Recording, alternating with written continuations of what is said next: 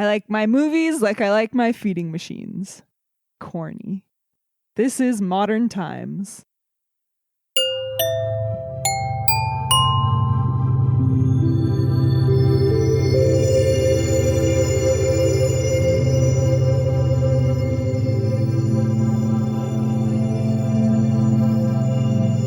Hey, everybody. Hey. Welcome to Seen and Heard.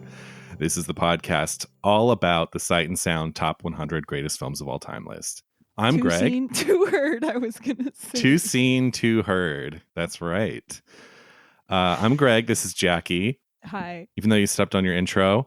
And we're joined today by a very special guest who I can't believe we're just now having on the show for the first time. We're joined by Aaron Strand, friend, filmmaker, and host of the film history podcast Behind the Slate. Aaron, hello. Hello. It took me 101 episodes to get on Seen and Heard. Well, and now that I know that my show intro episode did not count as a real episode. Wait, why not? Well, that's what you guys said on your 100th episode. You were like, "Oh, well, actually, on the Apple podcast, we have 106 episodes, but some of those don't count. The one with Aaron, that doesn't count." So I'm happy to officially be making my Seen and Heard debut, episode 101. Let's go. You were our first fan. You were the first person I think you were the first person who reached out. Yeah, I think you were our first DM. Really? Wow. Gosh, that is such an honor. Because it's so funny. I mean, I really, the algorithms just served you up to me. That's Literally great. on episode 1, I listened to Vertigo, like when it dropped. And it was love at first listen. Aww. That's kind of wild that it served up the first episode right as it aired. Like, I feel like only friends and family were listening then. Yeah. Yeah, it was it was on Instagram. Yeah. No, Right. you didn't have Instagram then. No, the Arroyo but Film you were- Club. Oh. Mm-hmm. Okay. Aaron, do you want to tell us a little bit about your podcast, Behind the Slate? Yes, absolutely. Oh my God. Thank you. I've got so many plugs. So yes, I am the host of Behind the Slate, a film history podcast dedicated to the life and world of cinema's greatest directors, which is part of the Arroyo podcasting network over here. Now, if you've been listening to my show, if you're a fan of my show, you might have noticed that we're kind of on an extended hiatus right now. And that's all because that I have been so swamped with work and trying to finish my own feature film. But I do have a good news and a big announcement, although I'm not going to reveal the name, but I am ready to come back with Behind the Slate. The research has been done. I have episode 1 half written.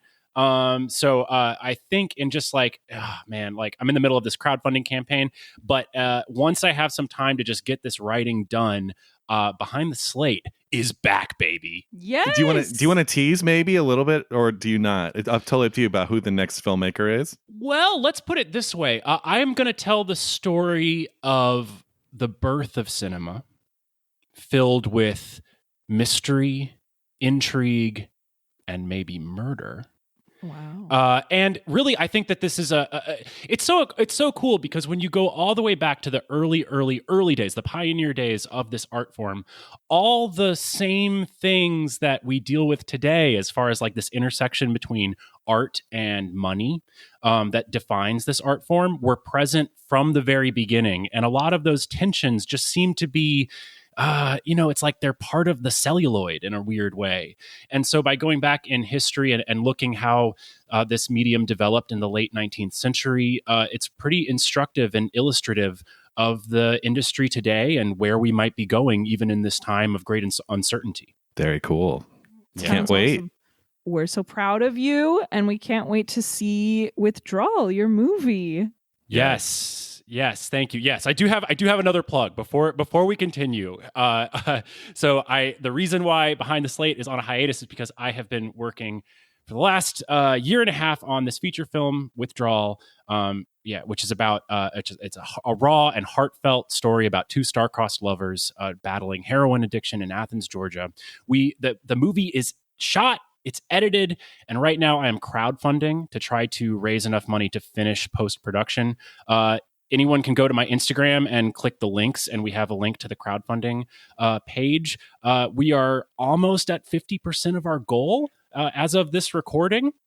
And we've got a bunch of live events coming up in Georgia if you're in this state. But otherwise, I'm putting out like tons of videos like every single day on the @Withdrawal Film Instagram. So please check it out. Check out the Seed and Spark page, and any and every contribution would be so appreciated. I'd be so grateful for any help to get this movie done. So I'm very excited about the next phase. Also, crowdfunding fucking hard as shit, real talk. So please God help me. Yeah, go check all that out, and we'll have links for all that stuff in the show notes too. Thank you. That's great. I'm so excited. I did want to, before we get into what have you been watching, I wanted to mention that we got an email all the way from Brussels after our Jeanne Dielman episode. And it's from a listener. Their name is Yo Hulsmans. And they sent us an email just kind of like clarifying that she does go to the bank. It's a bank called ASLK, which no longer exists. In the film, Jeanne Dielman. In the film, Jeanne Dielman, she's going to the bank every day. And their prediction is that it's probably to deposit the money, the large amounts of money that she's getting every day, so her son doesn't see it. Yeah, so if you listen to our episode, because it's not subtitled when she goes into this, and we kind of assumed it was like a bank for welfare payments or something. It makes more sense that she's like filing the money away. But we were genuinely confused. Like, what is this institution? Yeah. So thank you, Yo, for reaching out. And we're glad you're enjoying the show. Yeah. As always, anyone ever has any, I know a lot of people like to talk back. So a podcast is being, hopefully it feels like you're part of the conversation, but ultimately you're listening to other people talk. And I think a lot of people, myself included, feel like you want to respond to those. So if anyone ever feels like responding, because we do get some great emails sometimes in DMs and stuff of people going off points we made in episodes. So that stuff is always super welcome. Yeah. You can DM us on Instagram. You can email us. You can contact us through our website, seenandheardpod.com. Mm-hmm. And another thing Yo mentioned in the email is that when the new Sight and Sound list came out and Jeanne Dielman was number 1, most people in Belgium, like, it's not that popular of a movie, which I found really shocking. Most people were like, the way the news dropped, as described by Yo in this email, was that it was like, the number 1 movie in the world is from Belgium and you've never seen it. Like, that's the way it was like advertised, which is so strange to me. Yeah, that's wild. But thank you for that insight. It was great. Yeah. Well, as you know, Aaron, as we do on the show, let's go into the What Have You Been Watching segment. But someone did just comment on an old episode from like a year ago and being like, oh, why did it take this many minutes to get to the movie talk? Like going forward, I'm just going to skip the intro. So I get... Wait, what? Yeah, someone commented on DM. Why do you have to follow up my nice DM with something like that? Well, it was all to illustrate, since there's 3 of us, let's keep the What Have You Been Watching segment abbreviated, I guess. Oh, I see. Okay. So that we don't make this person mad. Oh, okay. Yeah, sure. But also, like, fuck the haters, And if you don't have haters, if you don't have haters, you're not doing it right. I think Gandhi I totally said that. agree with that. Aaron, you want to go first? Well, yeah. Luckily, I'll make it really brief. Because I like, man, y'all. This last year of my life has been my lowest movie watching amount. I'm saying this in such a weird way. I've watched the least amount of movies in the last year than probably any other year of my life, except maybe when I was like 4 years old and I was like scared of everything that came on the screen.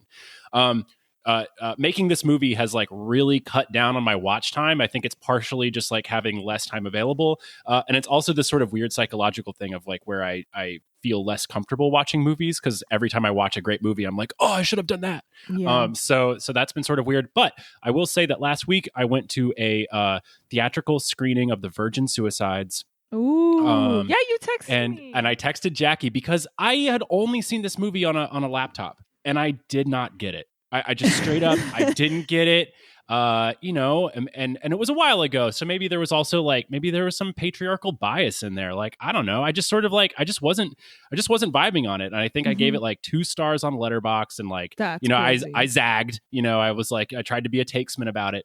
And then I watched it in the theater last week and oh my God, it was so incredible. And Wow. I loved it. And I immediately texted Jackie. I was like, I was so wrong. I'm so sorry to you. I'm sorry to Sophia. This movie's amazing. So I love that for you. I've never seen it in a theater. It sounds like a very mystical and magical experience. Yeah, it was. It was. Oh. Jackie? I saw Dune 2, Dune Part 2, excuse me. I really liked it. I thought it was really thrilling. I mean, I'm not like a fantasy or action person. I honestly find them kind of boring, besides like Harry Potter and Lord of the Rings. But this was like truly, I mean, captivating. And I think the reason I like it is that the plot is truly fascinating. Like, I'm all in for these Bene Gesserits. I think that they're so evil but cool, and like it's just like it's just a movie about colonialism, and it's like amazing, and there's so many political implications, and it's just really interesting, and I think that's why I liked it so much. Hell yeah. So I really liked it, and I'm not the audience for it, truly. But yeah, I will keep it brief. Oh, the only other thing I want to mention is I rewatched Reality Bites because I hadn't seen it since I was like a teenage girl, and like I've romanticized the shit out of it. But watching it again, like it's still good. I still enjoy it, but I'm just reminded, like, man, like if Ethan Hawke and Winona Ryder were not in that movie, like what is that movie? Like that movie is nothing without them. So I just wanted to mention that for any girl who has been romanticizing this movie since she was 16. So yeah, Nice. A word of caution there. It's still good. Listen, I still enjoy it, but yeah. I also saw Dune 2, loved it. I've mostly been, and I can't really describe why now and why these two things, but I've been watching the shit out of Hammer horror movies and old cartoons, specifically the cartoons of Tex Avery and Max Fleischer. So I've been watching Betty Boop, Screwy Squirrel, all those characters, Little Red Riding Hood and the Bad Wolf, and all of those. And Hammer movies. I'm currently binging the Hammer Frankenstein series with Peter Cushing, and I've been loving every second of it. I'm completely obsessed. I liked Hammer before this, and I don't know what threw me into this obsession in this moment, but I'm completely obsessed with Hammer, and I am about to literally watch like everything they've ever done. So that's what I'm in the throes of right now, and I've been loving every minute of it. Nice. Damn. Well, yeah, that definitely makes sense. Dune 2, Betty Boop, Peter Cushing as Frankenstein. Right? I thought so. Perfect sense. Yeah. I see the logical thread there. We should also mention that today's movie is Modern Times. I don't think we've mentioned it yet, but it is number 63 on the 2012 list, number 78 on the 2022 list. And we have Aaron here today for many reasons, but one of the very obvious reasons is because his first series on Behind the Slate was about Chaplin. That's right. Yes. If you have a 12 and a half hour Chaplin-sized hole in your heart, have I got the podcast series for you? Yes, I did. I did an exhaustive Chaplin deep dive into the life of really the world's first international superstar, and really the cinema's first like capital G great superstar. And so I'm super excited to get into this movie with you guys. Yay. Well, with no further ado, let's do it. From 1936, this is Charlie Chaplin's Modern Times.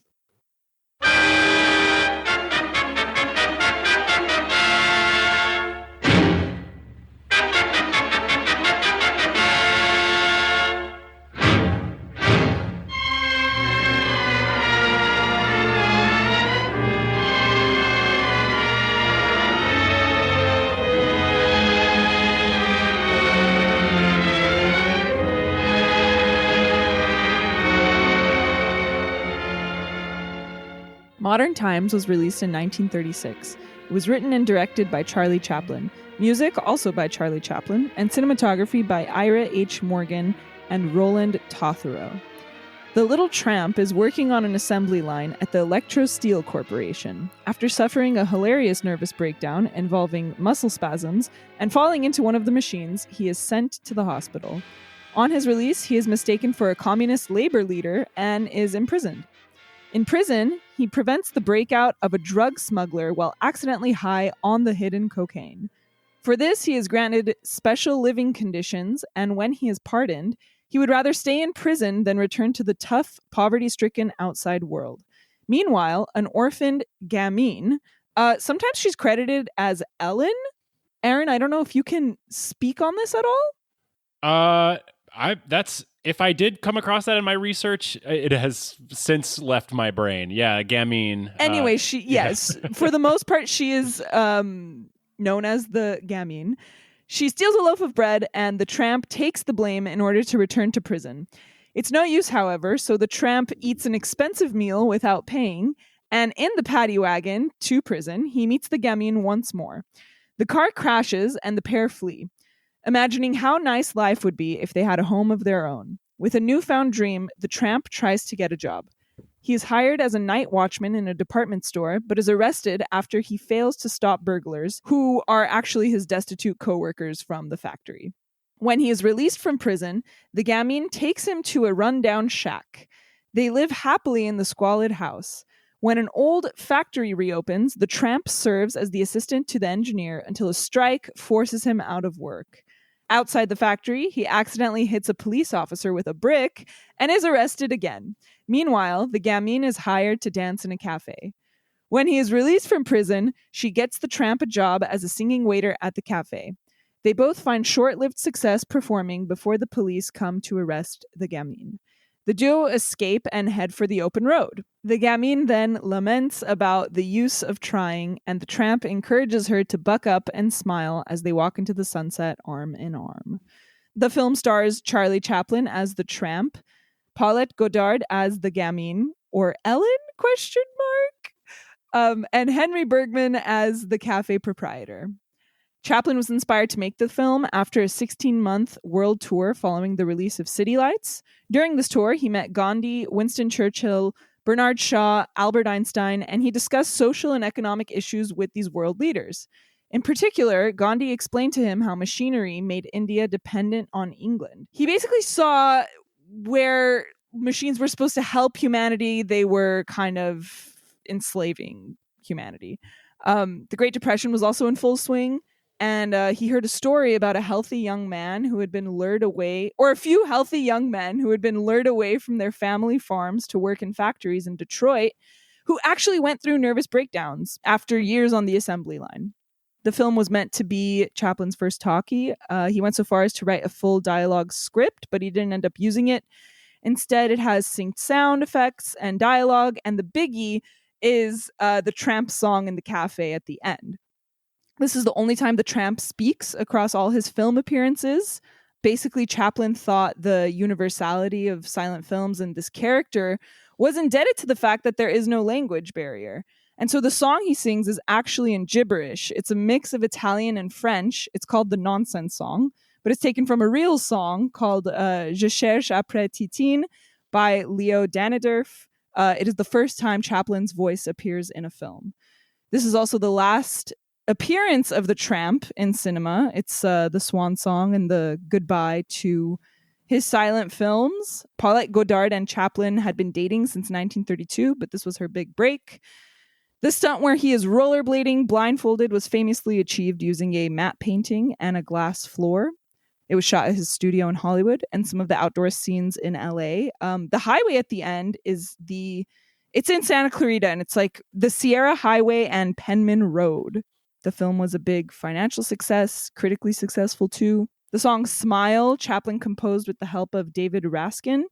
Songwriters John Turner and Jeffrey Parsons wrote words for the song in 1954, and the first recorded version was by Nat King Cole. And the film was restored in 2003, and it played at Cannes out of competition. Aaron, what did I miss? No, great specs. The only thing I would say is that I believe it's Paulette Goddard, not Goddard. Well, you know me, the American. She's got Goddard so on the brain. Obsessed with Goddard. Oh clearly. God, I know. You won't stop talking about him. So it makes total sense. But yeah, I believe it's Goddard. Jackie, Battered. when But her name Jackie is Paulette. when Jackie goes to sleep at night, instead of just the cartoonish sleeping noise, she's like, Pierre LeFou, Pierre LeFou, as she's breathing. You know what? And I'm proud of it, okay? It's not as out of proportion as you make it seem, but I'm still proud of it.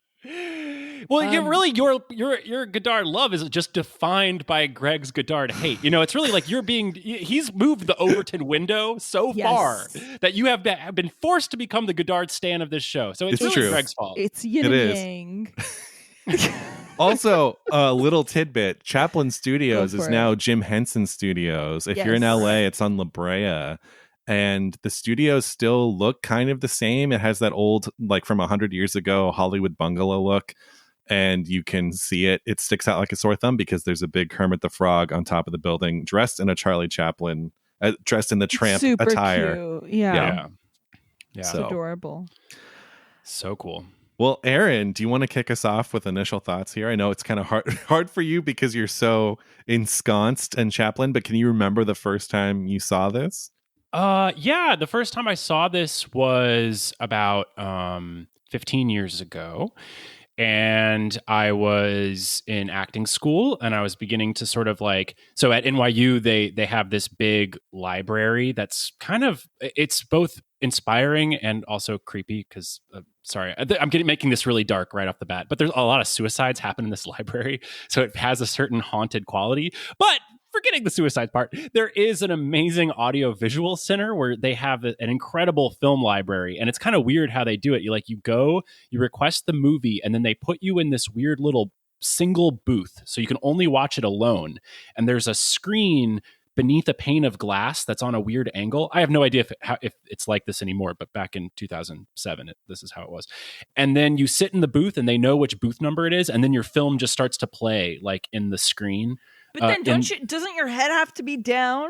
Yeah, you kind of have to look down. Yeah. That's awful. That sounds so uncomfortable. I watched so many movies for the first time this way, and I spent a lot of time. That was kind of like my by myself time in college, was at that Bopst library. And so I saw it there and really liked it. I've always really, really loved Chaplin and love his movies. I think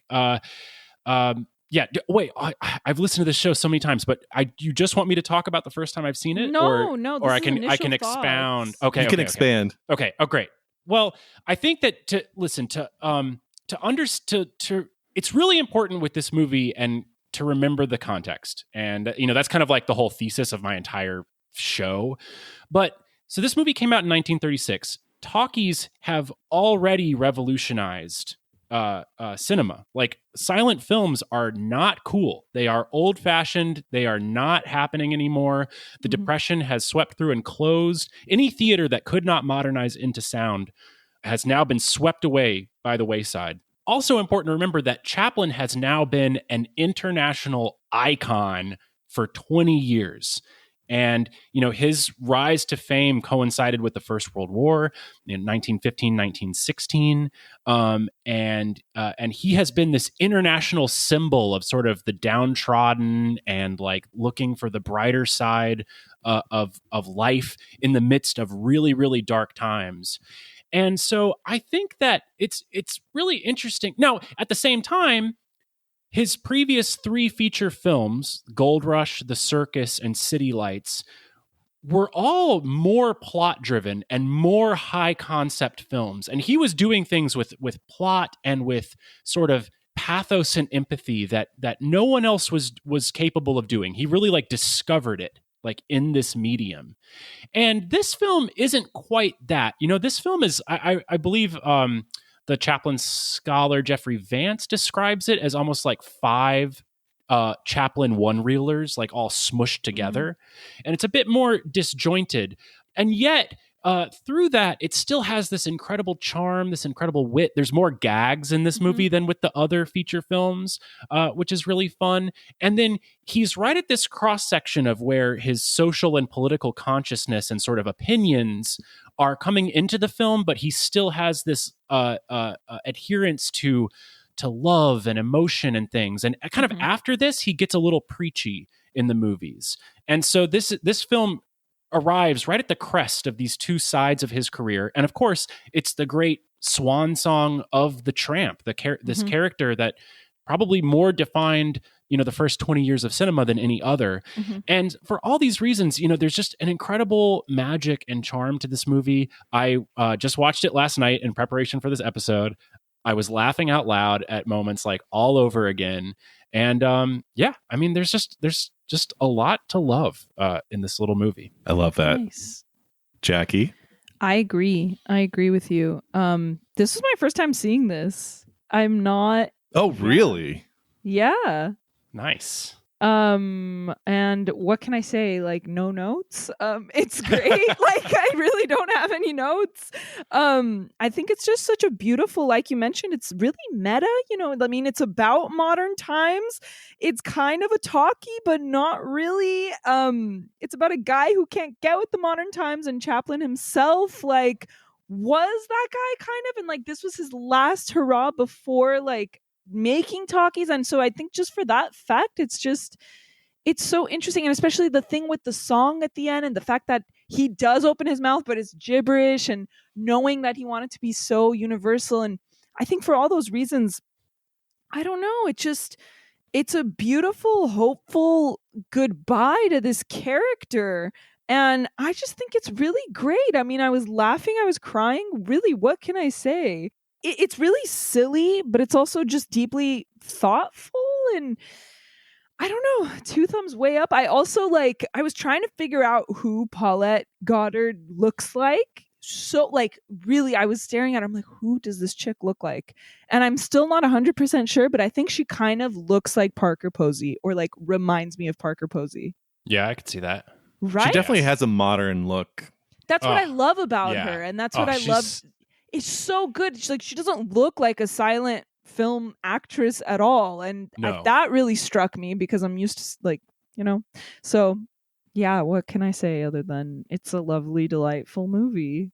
I think that sums it up. Yeah. Like Aaron, I saw this for the first time 15 years ago. It's probably 20. And I think the Criterion Blu-ray had just come out. My friend had it, and I was like, oh, can I borrow this? I've been meaning to see it for so long, and took it home and really loved it. And especially I'm such a lover of slapstick comedy. For me, I'll take silly, people slipping on banana peels and getting all flustered and slapped around over intellectual, it's I'm not a huge Dr. Strangelove fan, right? Because I do like the absurdism of that film, but for me, a guy getting pied in the face is funnier than what anyone could write, honestly. And maybe that says something about me. I hope it does say something about me. But so I loved this when I first saw it, but I feel like the slapstick kind of dies down at a certain point. This was my first Chaplin 15 years ago, so I had not seen a full Chaplin film. So it'll always be special for that reason, and I do think it's a very strong movie.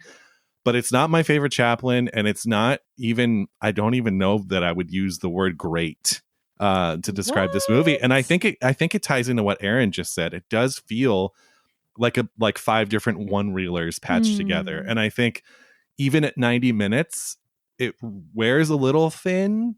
And I think it's so funny because Aaron and I have this long-standing argument of Charlie Chaplin versus Buster Keaton. And at this point, all respect to Charlie Chaplin, he has now outlasted Buster Keaton. Buster Keaton in 1936, his career was over. And Chaplin was the one of, Harold Lloyd at this point too was also toast. I mean, he was alive, but his career was over. So it's Chaplin in this hybrid of silent and talkie managed to outlast those guys, and then obviously go on to make talking films.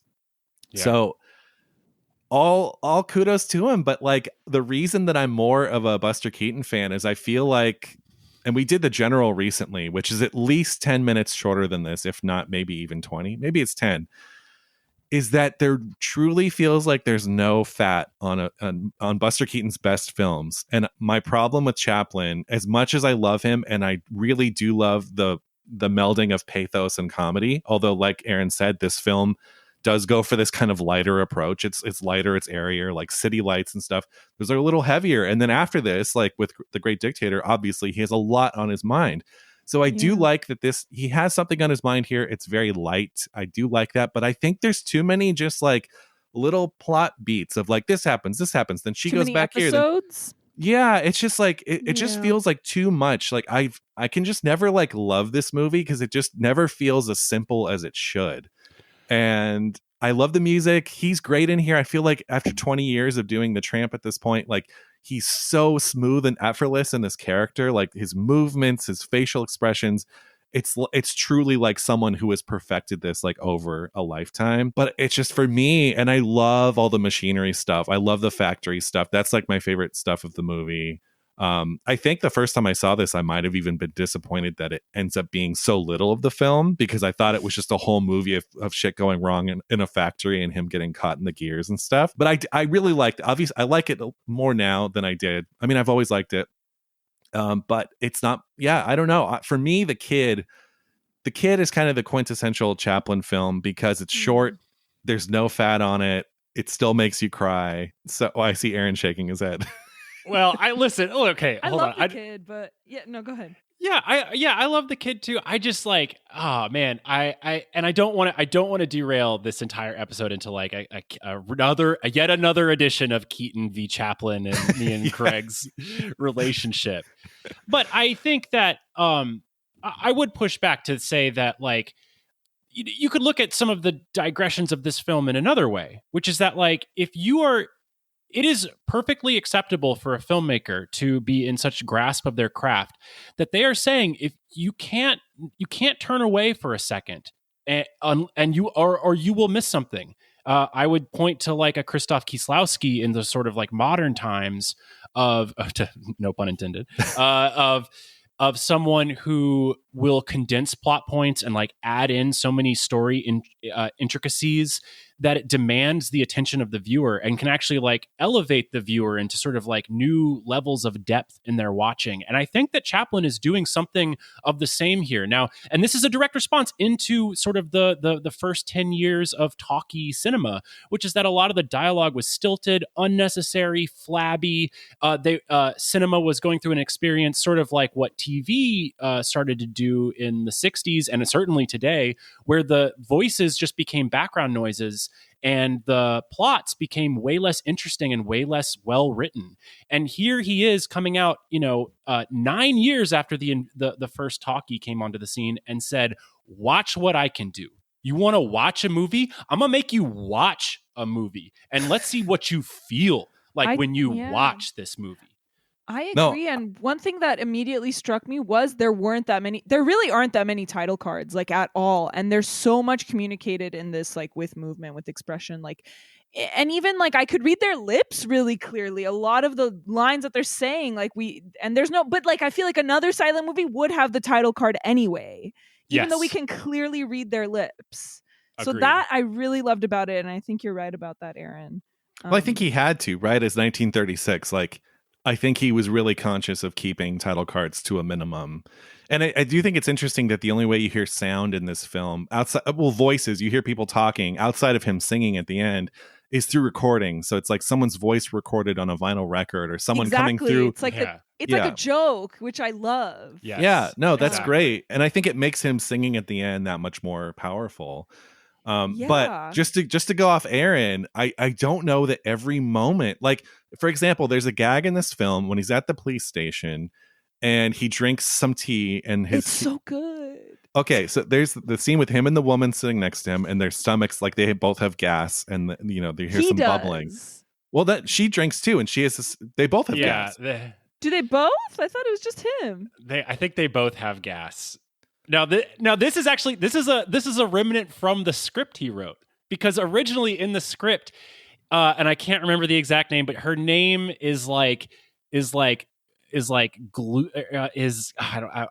misquoting. It's like Glusman or something, and the character's supposed to misread it, and he thinks that her last name is like Gasman or something, or like it's some like gas pun, and that was supposed to lead into the gas bit. Oh, interesting. And he cut the dialogue, obviously, to that was like supposed to set up this joke, and was like, I still think that gurgling stomachs is funny. So he kept the bit. Well, see, Aaron, this is why we have you here. We would have never known that. But you don't like this bit? No. I think it just goes to say, like, Jackie was just confused about whose stomach was gurgling. And I also think it goes on too long. And I think the first time I saw this, I was like, I just don't know that it lands, and it keeps going. Really? I love it. And the fact that he turns on the radio and it's like about gastritis. Exactly. Like, that's such a sound specific joke he created, even though it is still a silent movie. Yeah. I don't know. I love it. And it's bringing, to just keep it all within the theme of the title, that little radio bit where he turns on the joke. I mean, that is it bringing in the modern times of advertising and how modern times of advertising in 1936, this new invention of radio is like directly commenting on our lives and like the absurdity of our lives today. Totally.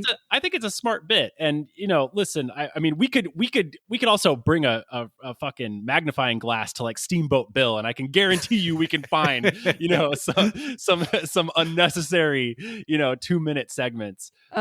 Another thing to touch on, Aaron, that you just mentioned, like modern times, I absolutely love the joke about like the salesman being like an automatic salesman, right? The record, it's just a voice, and it says like, what is he? He is his title. Do you remember what his title is? Because he says he's like, I'm a not a robot, but like, you know what I mean? He's like, I'm an automated salesman. Exactly, and that's like another like very sound specific joke. 1 and 2, about modern times and machines replacing humans for jobs. And I think it's brilliant. I don't know.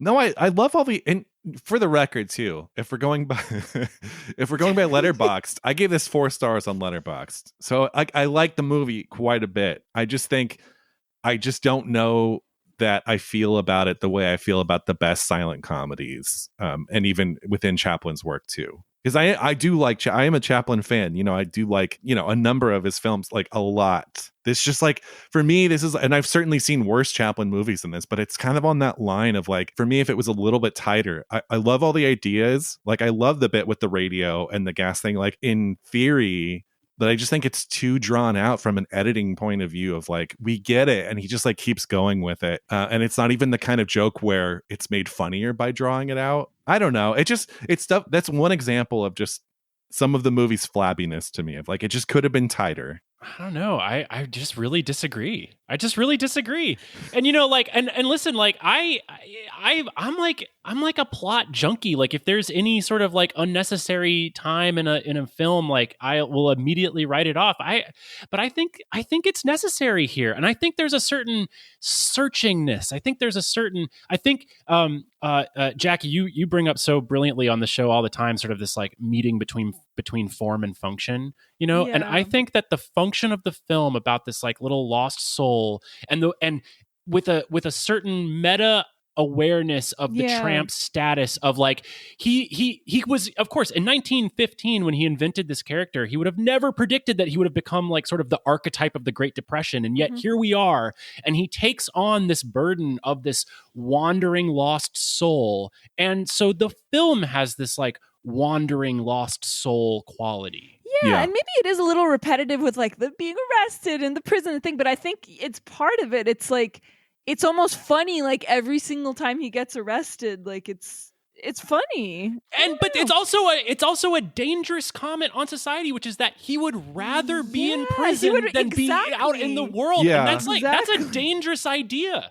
It's true. It is such a dangerous idea, and it's so fun. And another like sound specific joke that I love is just the way that he's getting this through with comedy is just like, I just love it so much. And another sound specific joke is like when he's in his cell and everything's going good, right? He has like great conditions and there's bird noises in his jail cell. It's so good. That's great. But yeah, I think that in terms of just like, I mean, he's a man who gets ideas across through laughs and through comedy. And I think that let's talk about the metropolis of it all, right? Let's talk about how like, obviously Metropolis is very didactic and like very much trying to like throw ideas at you with like these giant sets and like, I don't know. And there's something about this movie and the fact that it's doing it with comedy and it's not didactic and it's just like, this is how it is. And life sucks, but it's funny. Like, I really love that. That's a great comparison. I know Aaron is a big Metropolis fan. And listen, I like Metropolis a lot. I just don't like the ending. I think the ending is really stupid. I'm also not like I heard you guys say that on the 100th episode. You quoted me saying I'm this like Metropolis stan. I'm like, oh, I thought you were for some reason. No, I like it. But think about the similarities. The FaceTiming, the boss being able to FaceTime with the workers. No, that's you're right. Like from Metropolis. No, you're 100% right, Jackie. And I think, this was made almost a decade after Metropolis. And I do think you're 100% right. This is all the same ideas and themes of Metropolis condensed down to like half the time with humor. So like, absolutely. Like, and Chaplin's ability to tell a story, like a heady, thoughtful story that feels buoyant and bubbly and like that's like unparalleled. Like I completely agree. His muscle memory, like not being able to stop screwing, like that is so funny. And the woman with the buttons and then the guy's nipples, like it's just hilarious. And then later when he's having like muscle spasms. When he still has the muscle spasms when he goes out onto the sidewalk and he's tightening the bolts on the hydrant, and then the woman walks, but she has buttons like on her breast, and he like chases after her. It's great. So good. And he has to clock out for the bathroom. Like that's hilarious. And clock back in But it's also just good. It's amazing how he could make this movie in 1936. And like, I mean, I can't not watch it without thinking about like, the Chinese laborers at Apple facilities, like jumping off of buildings because they're experiencing the exact same thing. I mean, like for him to, you could show those scenes to a child, to a 4-year-old, and they would watch it and get it and enjoy it. Yes. And yet at the same time, it's saying this like incredibly deep commentary about the alienation of the worker in modern society that is still applicable today, almost 100 years later. I mean, that is incredible. Yeah, I mean, like the way he emotionally invests us with humor, I think is just like incredible. And like, I really don't want to bring this up again, but Greg, you mentioned the general, and like I just feel like I have to say, like, I love this movie so much more than the general. I think because most of that people very do. reason. Like that's what it's doing to me. Like well, no, and I think, totally. I think this movie, obviously we talked on our general episode about that movie being problematic with its ideas, and like that is strictly as from a movie making point of view, I feel like from start to finish, a perfect film. And while this movie has such more interesting things on its mind and such more to say than the general, the filmmaking itself, it's just not quite as tight. And like, I hate to be shallow about it, because that is literally like, hey, this movie's cut tighter than this one is. But like, that's ultimately what it comes down to for me. For me, there's like not a wasted minute in the general, where it's like maybe 10 minutes could be taken off Modern Times, maybe 5. I don't know.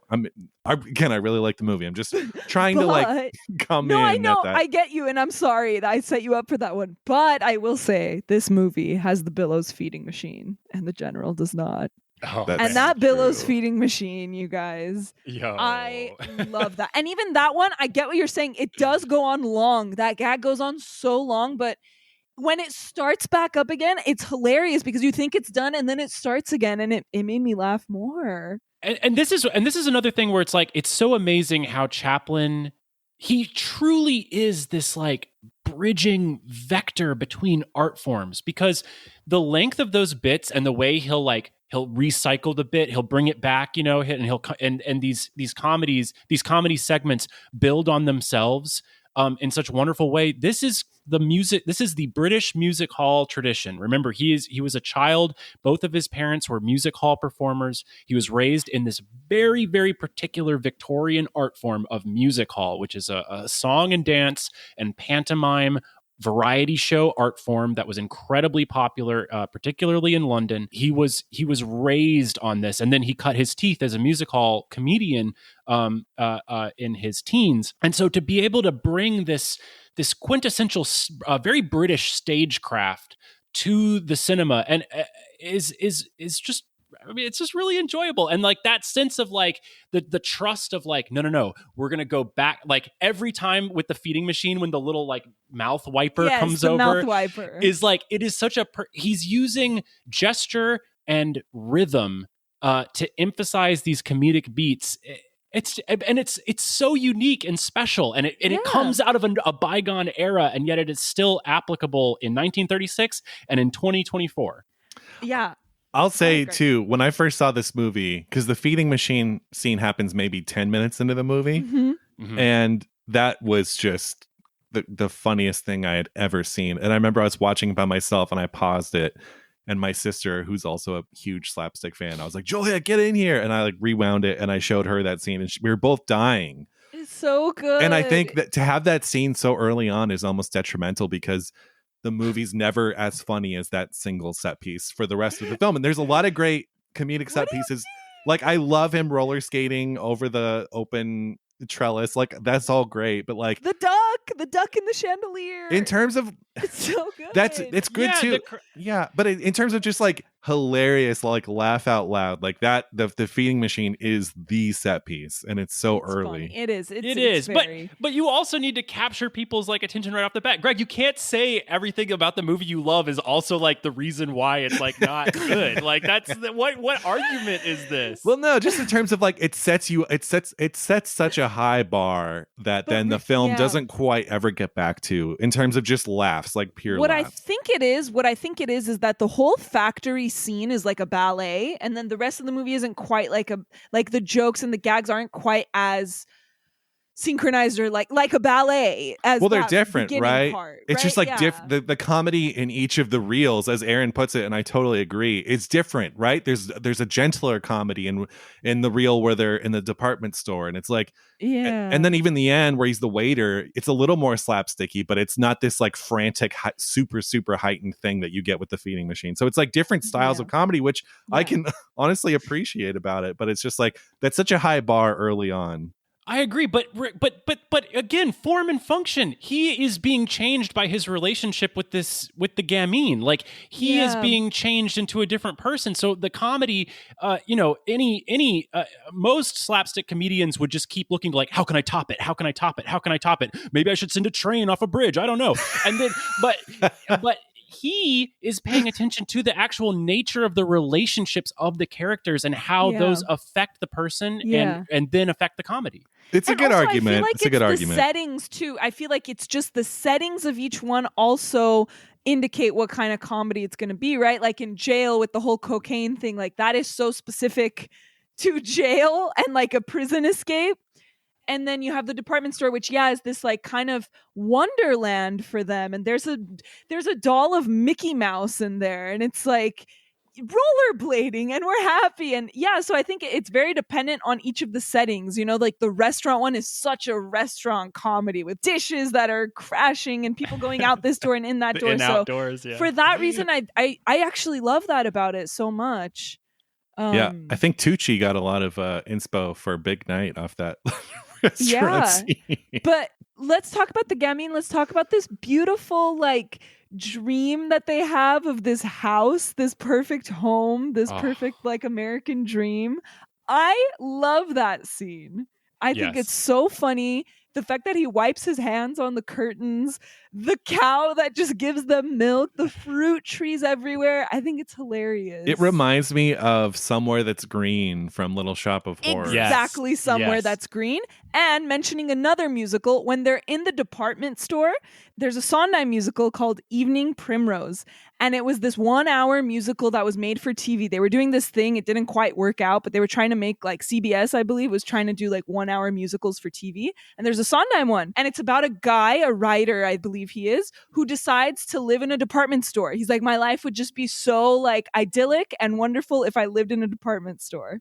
So that's funny that you mentioned someone. Oh, that sounds cool. I'll have to check that out. Yeah, I know. No, the music from it, I've never seen it, but the music from it is beautiful. I believe it's Anthony Perkins is the really star. Yeah. Wow. They should update it now and make it someone that wants to live in IKEA. Yes, they totally should. Anyway, I love that was my musical interlude, but the other thing about that, the fantasy scene with the cow, and then he's like picking the grapes that just like happen to be like perfectly hanging. Yeah. But like, isn't this also sort of a brilliant like foreshadow of what 50s and 60s television commercials are going to be like Yes. selling Yeah, to true. us. I mean, and it's at once like a very sweet dream to the characters, and yet there's also this sort of like dark tinge of like that's the promise of American capitalism versus their reality, which is like living in this decrepit shack You're with right. like, you know, and I just think it's brilliant. The shack is a very special moment because it's so sweet. Like when they arrive, I'm just like, oh, like I literally almost cried. Like when they stepped into the shack, I almost cried. It's a little 'Cause Midnight they're Cowboy. So happy. It's know, but very they're Midnight so Cowboy-y. happy. Yeah. I mean, it's also a total callback to the Gold Rush, to the shack. Yes. Gold Rush. Totally. And yeah, but then that's the thing. And then he's like, well, I got to go to work because I got to do this for her and us. And it's like, yeah, I mean, I don't know. And can we talk about their relationship a little bit? Because they sleep in separate sections and they make such a point to show them sleeping in completely different areas. Well, this is 1936. I know, but like, is this a platonic relationship? Are they like in love? What's the deal here? Well, yeah. I mean, I think this is one where Chaplin's private life like definitely comes in and like has a shadow over the film. Obviously there's a very dark side to Chaplin in that he had 4 wives who were all either like under the age of 18 or barely 18. Paulette Goddard and him had been in a relationship for a couple of years now. She was like a little bit older, but she was still like in her early 20s, and he's in his late 40s. He had faced criticism throughout this was not like, oh, this is just how things were done in 1917 or 1925. He had always faced criticism, but the press was just less inclined to make as big of a deal of it. But people knew that he was a creep. He was a pedophile or a borderline pedophile, however you want to define it. And so he felt sort of overly obligated to like reemphasize this. And then of course to adhere within the new production code. So I think that this is more, I mean, how it only exists within the world of the story, I almost like can't even like think about that because I just feel the like outside noise creeping into the film. Right. Well, like in City Lights, like that's romantic, you know, like that's a clearly they have like it's a romantic relationship. But in this one, I feel like it is very, just. Well, City Lights was 1930, wasn't it? I think so. 31. 31. So there's a 5-year gap. When did the code happen? The code was like 35, I think. Or was it 36? I thought it was 33, 34, but no. So they drew up the code. I think in like 31, but like no one adhered to it. And then like a few years later, they like reinforced it. So like it was that weird thing with a lot of those pre-code movies that came out in the very early 30s. Technically, the Hays Code was already in place, just no one was enforcing it. Yeah. But by the time 36, when this comes out, it's in full swing. Yes. So that could have definitely had something to do with it. But yeah, there's also a 5-year gap between Modern Times and his last film, City Lights. And so, yeah, like Aaron said, his reputation, he's doing some, damage control. I don't know, a combination of things. Yeah.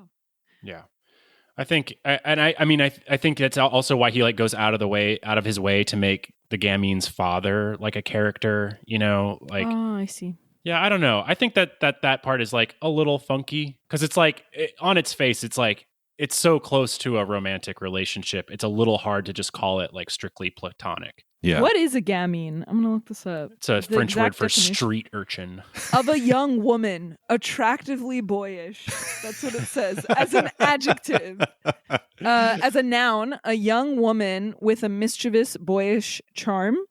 This is the dated definition. It's a female street urchin. That's what it says. Wow. Can we talk about?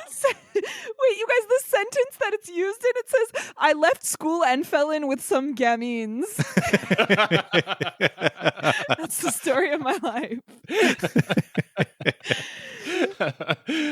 Can we talk about Paulette Goddard for a second, though? Because she is so fucking cool. Yeah. Her face is fantastic. Fantastic. She reads so smart. She reads so witty and biting. Can I give a little backstory about her as well? Please. So she was tough.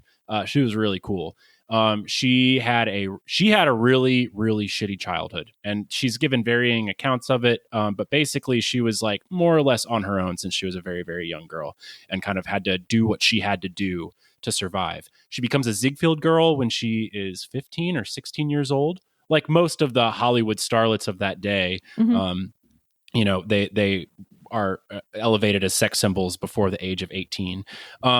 She then marries like a lumber baron when she's 18 years old, and then like immediately divorces him 6 months later and like takes half of his money. Hell yeah. Like arrives in Los Angeles. And that's like in like North Carolina or some shit. It was on the East Coast. She then like arrives in Hollywood, like in a convertible, like with all this money she got from this guy. And it's just like, I'm here. And like quickly gets together with Chaplin, and they start this sort of long-term on again off again relationship, and then of course she goes on to have like a 6-decade career in show business. But she just has this grit, this edge, a very, I would also associate it with like very Barbara Stanwyck kind of like streetwise quality that you just really don't get in a lot of people, in a lot of performers today, and I just love it.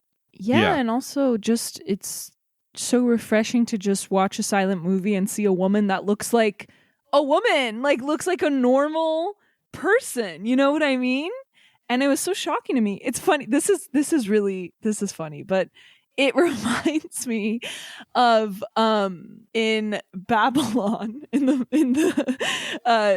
Damien Chazelle movie Babylon, like Margot Robbie in that movie, like there's scenes of her in the movie where she's like a silent film star, right? And I remember like immediately being struck of just like, okay, like no silent film star looked like this. Like she looks like a normal person. And then like I watched this movie and it's like, I'm sure she's playing this character a little bit in the movie. I don't know. That's my Babylon plug. I still haven't seen it. Yeah, me neither. I mean, we don't have to talk about it, but it's just like, I just think it's very clear that like Margot Robbie, for playing this like kind of rough, like silent film star girly, like definitely must have watched this a million times is all I'm trying to say. Yeah, cool. I'm sure she was aware of Paula Goddard for sure. Yeah. Goddard also famously was, she came in second to Vivian Leigh for Scarlett O'Hara, which would have been such a very different Gone with the Wind experience. But I could also totally see it. They do have a very similar quality, her and Vivian Leigh. They do. And that's also what I like about Vivian Leigh, is just that she didn't really look like women of that time that much. Did her and Chaplin ever have children together? Did they have any children together? Oh God, I don't think so. I think that Paulette Goddard was very incredibly kind to Chaplin's children with his previous wife, Lita Gray, who was the most kind of horrible victim of Chaplin's behavior. Lita Gray ended up having 2 kids with Charlie, but Paulette Goddard was an incredibly generous sort of stepmother to the kids. But I don't think she was ever had any children. And then they divorced and separated pretty shortly after this film. You can add them to the list of couples who made a movie together and then got divorced afterwards. Well, after this, they went on like a big world tour across the East. But she's in Great Dictator too, right?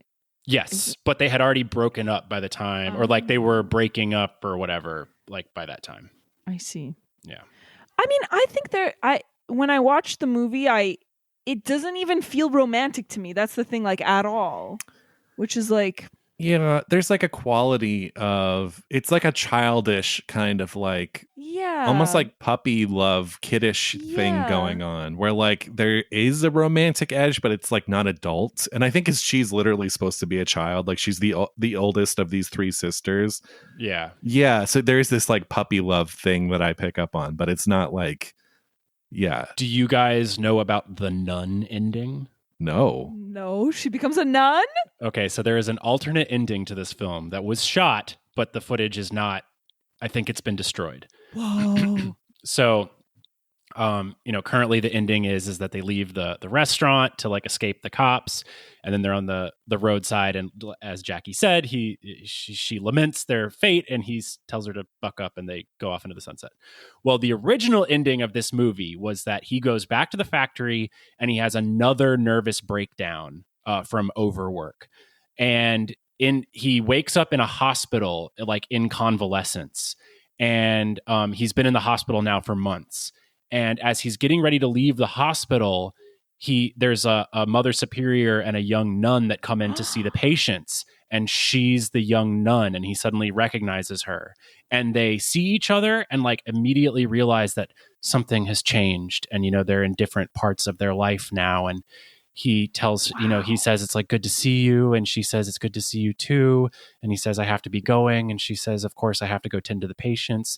And then he walks down the street alone. She goes to the door and watches him leave. And then in the script, it's literally written, her spirit leaves her body as the gamine. And then a phantom of the gamine dances down the street after him, and as he slowly walks into the sunset, the gamine like flutters around him with her old rambunctious energy, even though he can't see her. And that's how the movie was supposed to end originally. That's weird. You know what? I'm kind of into that. Are you? Yeah. I love the ending. I think it's beautiful. Yeah, I'm glad I think he made the right choice. I mean, he shot it and watched it and was like, yeah, no. So I don't know. I want to see some gamine spirit dancing. But the gamine growing up and maturing like that's crazy. Yeah. Wow. And Wow. becoming that's, I mean. And then it does bring in this like different movie. Yeah, it does bring into. I'm glad it doesn't happen, because it does bring in this kind of like weird Victorian Edwardian sort of religious like thing, like right at the end, this like religious commentary that I think would have made the film ring less true today. Right. And he was trying to one up the pathos of this ending of City Lights, and I think it's actually a really mature and bold choice that he was like. He tried to one up himself, saw, no, and then just went with a very simple ending. And I think I think it's really cool. It's true. It does. It does take a certain filmmaker, because I'm sure he convinced people who were like, I don't know about this ending. He's like, no, trust me, this is the ending. Yeah. And like he had to fight for it probably. Well, I mean, he's so powerful at this point, and he's like producer, director, writer, star, everything, but like composer. But I can imagine him kind of like defending it and then realizing, you're right, it does take a certain maturity, being like, that does not work. So the ending that's in the film, one thing that cracks me up about it is that they're walking into these like barren looking hills. Yeah. Like I want to see that film now. They should have made a sequel. Yeah. But they like hide in some caves. Yeah. I think it's very touching that in City Lights, it ends on this kind of like ambiguous note of like, do they end up together? Do they not? But like in this, like his final goodbye to the tramp is like no longer alone. And I think that's really, really sweet.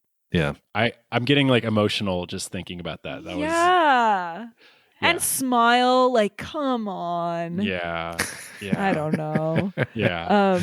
And it's like, I think it would be wrong to read this in a sort of like a patriarchal of like sort of like, oh, like you should smile, like things would just be better, you know, like or like some like misogynistic like smile. You would look prettier if you smiled. See? Yeah, I mean, like that notion of like smiling your way through life is the coping strategy that Chaplin like developed as a homeless child. And do you guys know the story of Imagine, the John Lennon song? I don't actually. So it came from Yoko. Yoko was a child in Japan during the Second World War.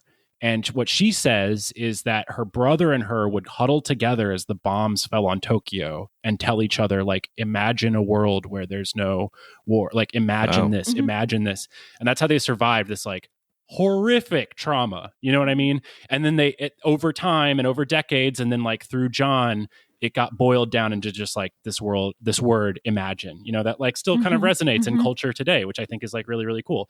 And I think that the Chaplinian notion of smile is the same thing. Like this is the coping strategy he developed like on the streets. It's echoes in every single film that he makes. I think, it's just the thesis of all of his movies. Exactly. And I think there's something really beautiful to it. I don't think it's just like quaint Victorian. No, not at all. Tosh. I don't know. I feel like Jimmy Durante was really put it over the top. Like when I got married, my mom was like insisting, because you have that like mother-son dance, and she was like insisting it was a Jimmy Durante song, not Smile, but Make Someone Happy. And I was like, That's Mom, cute. that song is so overplayed and so cliche, and like there's nothing about that song that feels authentic to this moment or me or whatever. And she was like insisting. But I eventually won, but she put up like a huge fight, and we ended up dancing to What the World Needs Now by Jackie DeShannon, because I'm a big Burt Bacharach fan. And I grew up in such a Burt Bacharach household. But then when she got married, like the next year, of course, again, I have to dance with her, and then she pulls the Jimmy Durante song. So I like had to do it eventually, but it's for her wedding. So I'm like, hey, whatever you want to pick. That's cute. Anyway, detour there. That's really cute. We didn't talk about the gag where the engineer then gets caught in the machine. That's one of he the has better. To feed him lunch. But there's so much food, and there's so much lunch, and there's so much eating and feeding in this movie. I thought about how uncomfortable the actor playing the boss would For sure be, because I'm sure some of that like is going up his nose. He's on his back, so it's going up his nose, it's getting all over his, When he uses the oil funnel to like put the tea in, and then he's like, no, it tastes like oil. So then he uses the chicken to like funnel It's so funny. It's I love so seeing good. food in these old movies, like just a whole goose or like a whole chicken. Like they just ate that. Well, in the scene, I was thinking about it because Chaplin was such a perfectionist, and during the feeding machine scene, I'm sure they did that, at least a handful of times. And each shot, it's like he's eating a bunch of stuff, and he's like chewing and swallowing. So it's like I could just imagine. I'm sure. Also, this machine pushing bolts into your mouth too, like being very conscious, like not to swallow them, and like. So. Oh yeah. Yeah. No, it's it's amazing. I was my dad is like he's very hands-on, very weekend warrior kind of like stuff. He's like built this like crazy botanical garden for himself. He's like always like constructing like structures, and anyway, as a kid, I was always his little helper, and of course I was a kid, so I would always fuck up, like his projects, and he did not have a lot of patience for me. And so when Chaplin is helping the older mechanic and like swinging the giant box around, and then they get to the top of the machine, and Chaplin accidentally knocks the box of tools into the machine, and he like looks at it, goes down, and then he looks back at the mechanic, and the mechanic just like deadpan stares at him. I saw myself with my father like so hard. I love that. So good. I love when he destroys the family heirloom, the watch. It's so funny. The giant watch. I love that. Yeah. But it is really this. We're going back to like kind of the repetitive nature of it. The fact that he goes back to a factory and goes back to work, and then again has to leave and again go to prison. I think it's just this like endless cycle of working your entire life. Like that's like, I don't know. I think it's just representative of like. And then we of all people know how a strike can affect our livelihoods. And I just think there's so much going on, and there's so much it's saying about work and labor and because the first time in the film, the first time the factory shut down, it's the Depression, right? And the second time it's a strike. Well, the first time he goes to the hospital, and then I guess first time he breaks the machines. Yeah. Wait, so he's responsible for that specific? Oh, yeah, because that's why the factory reopens because they finally have it up and running again. And then they hired the guy that broke it all to come back and repair it. He sneaks in. So funny. Yeah, it's so good.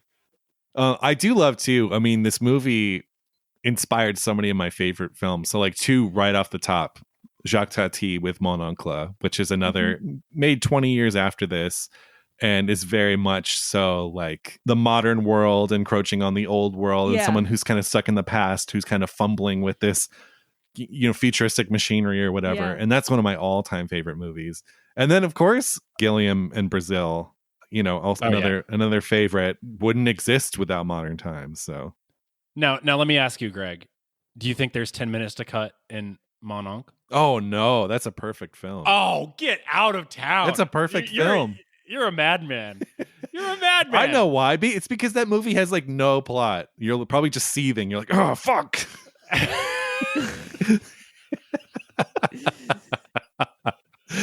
I think that film could be boiled down to 5 minutes. Oh, no. It's a perfect film. It's so fun. I wouldn't. We need to do that is. for the show. It's one of my favorites. I think it's fine, but I think Modern Times has so much more to offer. Oh, no way. Yeah, absolutely. Absolutely. Wait, Aaron, I'm curious, what is your favorite Chaplin? I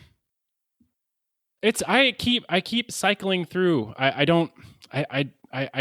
change my opinion all the time. I think probably right now I do think the Gold Rush is like the most perfect, and I love the special effects in it. But watching this last night, I actually think the sort of breeziness of it is like it's easier to rewatch. It's easier to go back to. And I think as I continue to age, God willing, as I continue to age, I think I'll find myself coming back to Modern Times, certainly more than like The Great Dictator or, other stuff like that. I think the ease of the rewatch is a real benefit to this movie. Jackie, favorite Chaplin? Honestly, probably this. Hell yeah. I like this more than City Lights. I really like The Kid, Gold Rush, but like I think this is it. Yeah, for me, it's The Kid and the Gold Rush. I love the Gold Rush. And one thing that movie has over this is it's like 20 minutes shorter. Oh my gosh. Jesus Christ. What the hell? I didn't know we had one of these on our hands. Maybe we should call her Paulette Godard. Maybe you should, host the Oscars and make jokes about how long the movies are.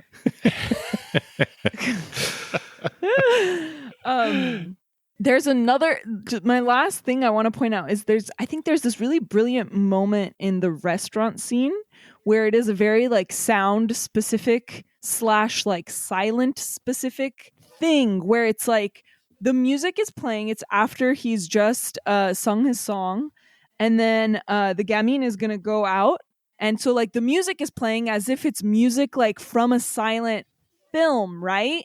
Like, but then it like they come to arrest her, right? But you can hear people clapping as well. But then when they come to arrest her, the music is like cut. And so it's like I thought we were just listening to score in the way that like a silent film would be, but it's not really. And it almost tricked me. I was like, oh wow, like I don't know. I thought that was a really cool moment because I thought the music, I don't know. The music plays like it's diegetic, but I thought that it was just score. And then you hear people in the crowd kind of talking. And I think it's really a cool example of how he used sound in this and how it is this like half talky, half silent.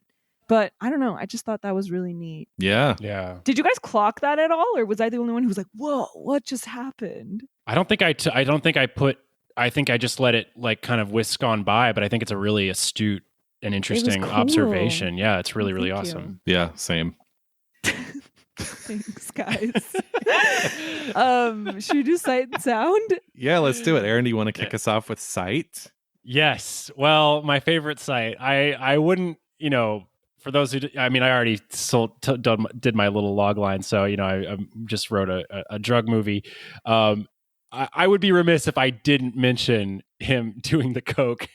Yeah. And his face when the coke hits and his eyes bulge out as he pops back. It's so funny. Also, probably, I think it's the only Hollywood representation of hard drugs during the peak code years. Right. And how he snuck it in, I don't know. I don't know that story.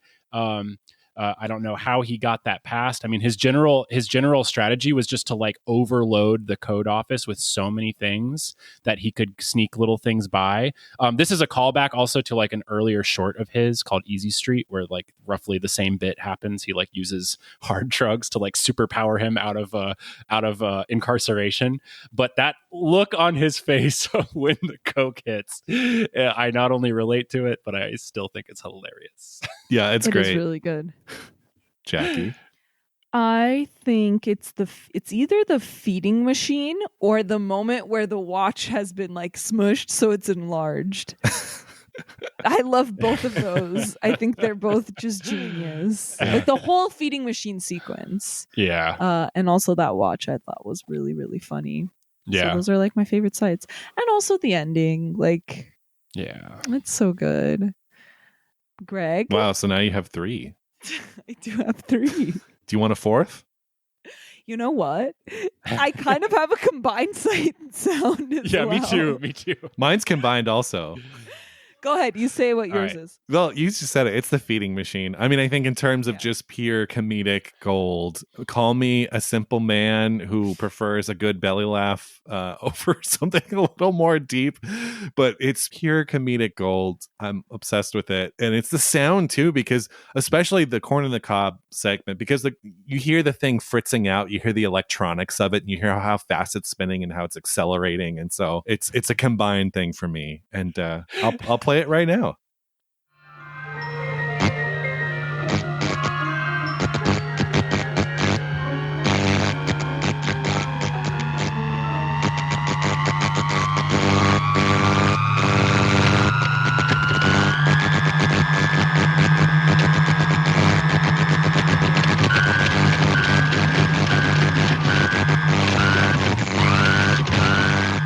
It just keeps coming back.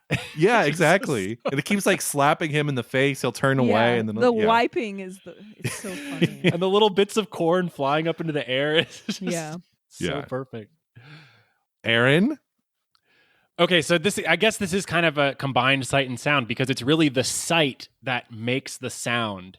I love the scene where he briefly works on the shipyard. Oh yeah, and is told so to like funny. I forgot about that. And is told to go get a wedge. He then uses the hammer to knock a wedge out, but the wedge is holding up a half-built ship. And then they use a rear screen projection as you watch this giant ship just sink into the water. But there's this very happy, light music that like doesn't change. Like there is no musical change. And then he just looks back at the workmen. Just again, like classic deadpan stare that is eternally funny. And that song that's playing in the background is Chef's Kiss. Yes. So good. Here it is.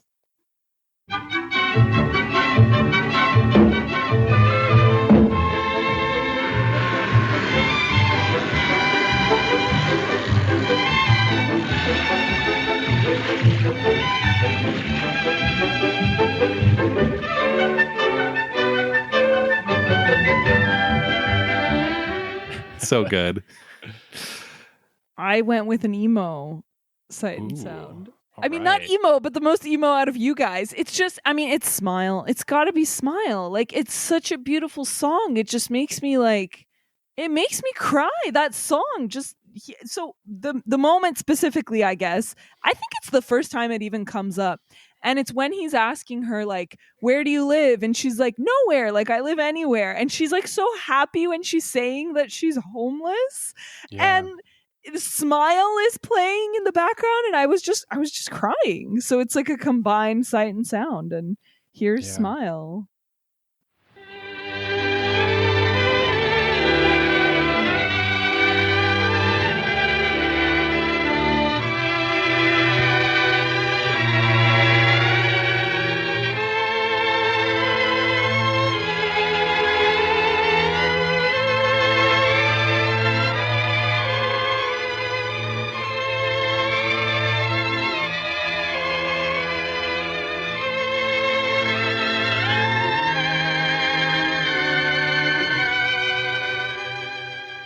It's just such a beautiful song. Yeah, it's so good. So good. What a nice moment.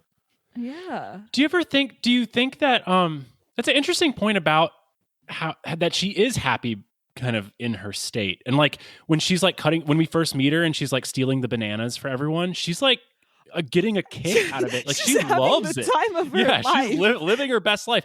Do you think there's a part of this story that's sort of like, I don't know if it's modernity or like the dream of the home actually like corrupts the like the balance and like the perfection that she has found in her gaminess? You know what I mean? Like, are you saying, is it like a story flaw, or do you think it's like part of the story? No, I just think I mean, I don't even know if it's that conscious, but it's just kind of an interesting wrinkle that like when we first meet her, she's genuinely happy. Right. You know? And I guess it's she gets to be happy in that state because like at that point in time, she has family. She still has family and she still has these things to like, so it's kind of a lost innocence. And then after her father dies, that's not possible anymore. But I don't know. I do think it's kind of interesting how like she's happy in that in that state and then like becomes less happy. Well, I think, yeah. That's true. It's Good interesting, point. but I think it's because it's just I think humans will always be tempted by like a warm fireplace and a roof over their heads and like company, you know what I mean? Like, I think that's just like a deeply human thing. So I'm not too shocked when he's like, wouldn't it be nice to have a home? Yeah, I don't know. I think he says, wouldn't it be nice if we were older, then we wouldn't have to wait so long. Oh my God. I know you guys are big Beach Boys fans.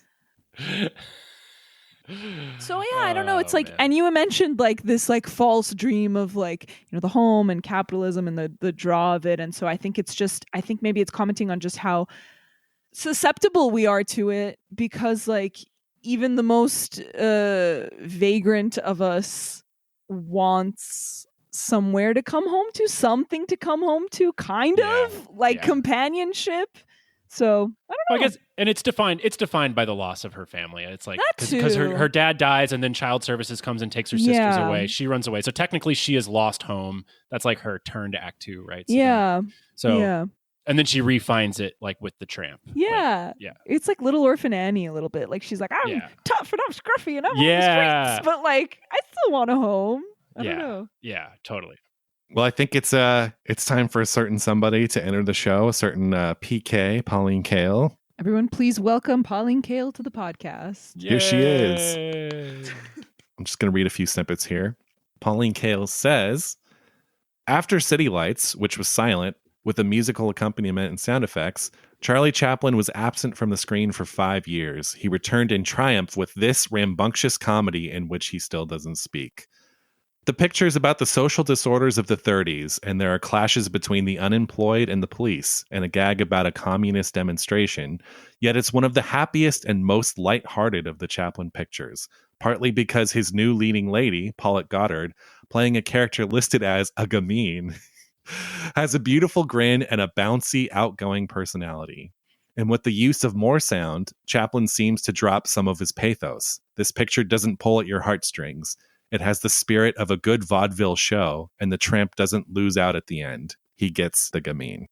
So that's all. It's not a full review because the movie came out in 1936 before she was reviewing, but she likes the movie and she likes the bounciness, especially coming off City Lights, which is a little bit more, as Aaron was saying, you know, it's a little bit more.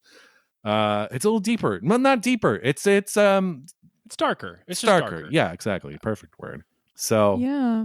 Sounds like, I mean, I think, you know, it's a classic kind of Pauline Kael. You got to read between the lines. Yes. Of her plot synopses. I know. Sometimes it's hard to like, It's the way she summarizes the plot synopses, though, is how you tell if she liked it. Exactly. Yeah. It's like, she leaves breadcrumbs that you have to decode.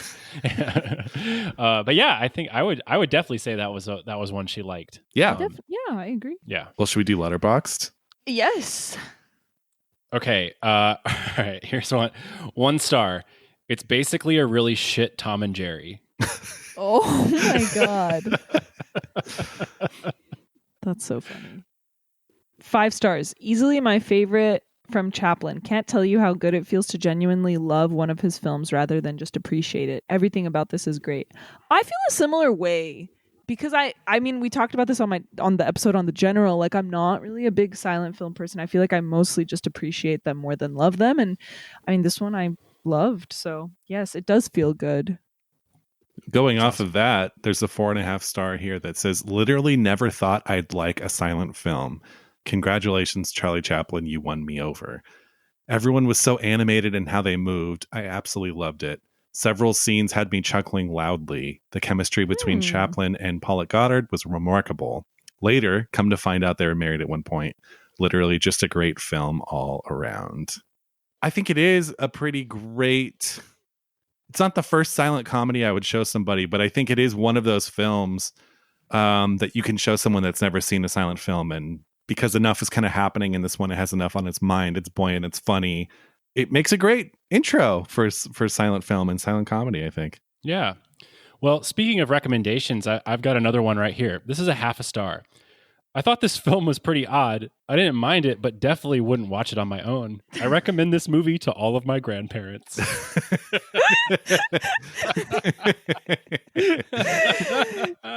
funny because I can't tell if the person is like joking or not. Yeah. There was definitely a lot of troll reviews on this one. Yeah. But this one might be genuine. I don't know. Well, I think because this is one of those films that you do see in school, a lot of people see in school. So you have a lot of Letterboxd reviews are like, God, like I'm in fourth period right now and I have to watch this movie. Yeah. 4.5 stars. I was not expecting the Joker trailer song at all! Exclamation mark. Like Oh, exclamation God. marks. I also can't. I'm pretty sure that's not genuine. I'm really hoping that's not genuine. 3.5 stars. I love when directors shine some light during dark times. Simple to the point. That's exactly it. Like, Yeah. you know. Good. 3.5 though. Yeah. Did you write that review, Greg? No, I give it 4. Greg, I mean, Aaron, you also only have 4 stars. Do I? Yeah. Oh. Yeah, I think I'll keep it at I'm 4. not. No.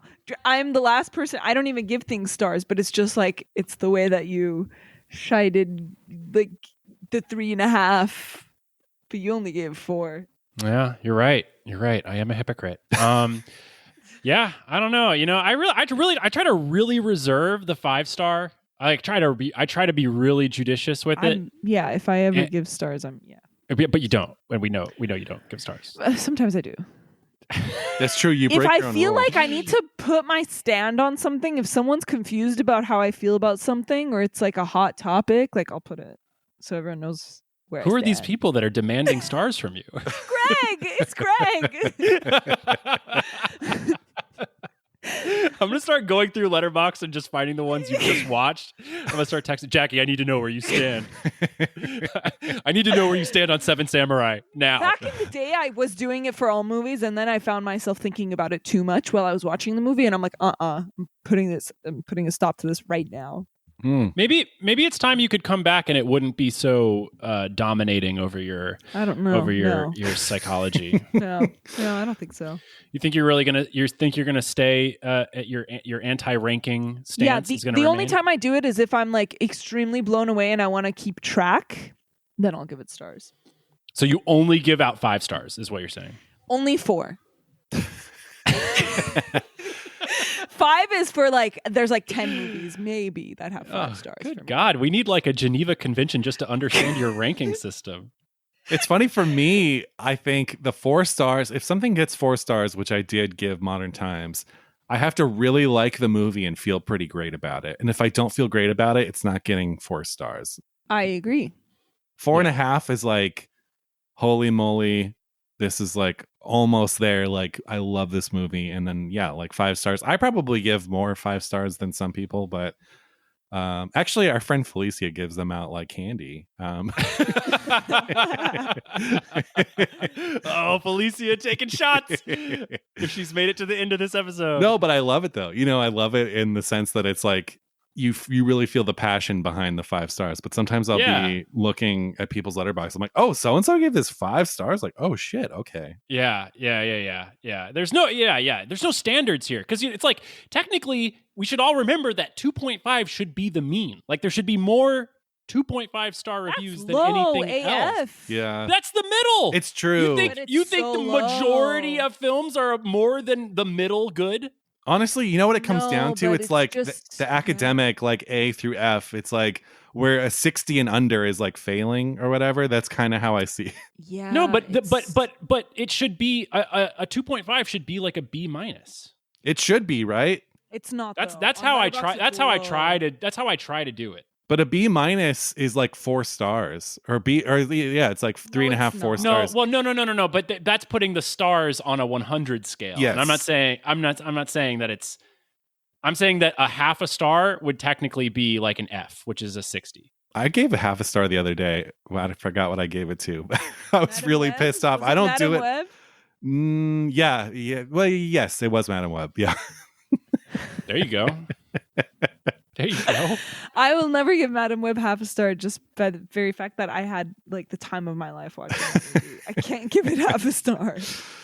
And that's what's cool is that like, yeah, because it's like sometimes like certain things that are objectively bad just like vibe with you. And it's just fun. Yeah. It's just so fun. Like, and that's what I think why the 5-star should be so special, because it's got to be the 5-star should be reserved for both a really good movie that then also has the extra zhuzh of like vibing with you. But it also exactly, it has to have like you grew up with it, or like it was the first movie you saw after you learned that like your dog is dying, or like something like it has to have that personal touch to be 5 stars. I think it just needs to have, like Aaron said, it needs to have this extra magic to it that's kind of this unexplainable thing where it's just like it's either there or it's not. Yeah. And that could like, I mean, you're not wrong, Jackie. Like that it could be defined by something happening in your life, but it could also just come out of nowhere. It could just be a magical theatrical experience. I don't know. That too. Listen, this has been a treat, Aaron, for you to join us finally on this show. Yeah. Of course, we've both been on your show before separately. You've split up the Seen and Heard team, and it caused lots of internal rifts. And Jackie and I are still recovering from the fallout of that, the arguments, the ensuing arguments. Oh my God, I had no idea. Well, now it makes sense why I didn't come here till episode 101, and I guess I'll see you back on episode 202. All right. We should actually do that. If you don't come back sooner, then definitely 202. Yeah. I really hope to come back sooner than 202. Yeah, that's like a few years from now. I'm just saying. Like, if it doesn't happen, if we both get like really busy, like we just have to promise ourselves that 202 is happening. Yeah. If we both just stop answering your texts, like somehow, some way, I don't know. So yeah, listen to Aaron's show. Again, all the links are in the show notes behind the slate. Check out the film that he's currently crowdfunding, Withdrawal. Aaron, anything else you want to say? Any last words? Any last words? Hey, if you live in Georgia or you are within driving distance of the Atlanta area, I am now doing bi-monthly shows at the Plaza Theater here in Atlanta, which is the oldest continually operating cinema in Atlanta, Georgia. It's an absolutely magical space. And I'm doing Behind the Slate Presents live shows every other month. So we got a bunch of fun stuff coming up. In May, I'll be doing Woman in the Dunes. So come out. I want to see that so bad. Woman in the Dunes. You want to fly out, Jackie? Yeah, sure. I'm down.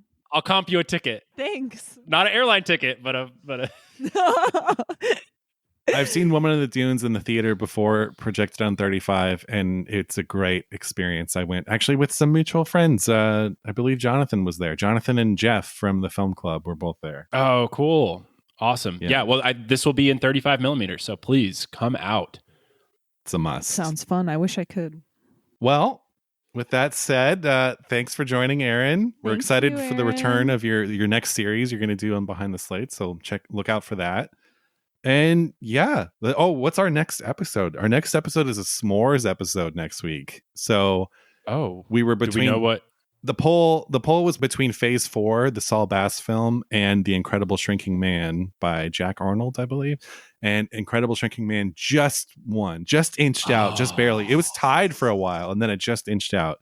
So we'll be doing The Incredible Shrinking Man next week. I'm so excited. As a Patreon subscriber and s'mores fan, I cannot wait.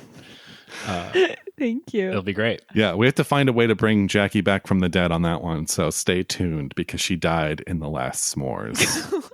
What the hell are you talking about? So yeah, that's what we have up for next week. Aaron, thanks for joining us. Oh, thank you for having me. Until next week, I'm Greg. I'm Jackie. And we'll see you next time. Bye. Bye.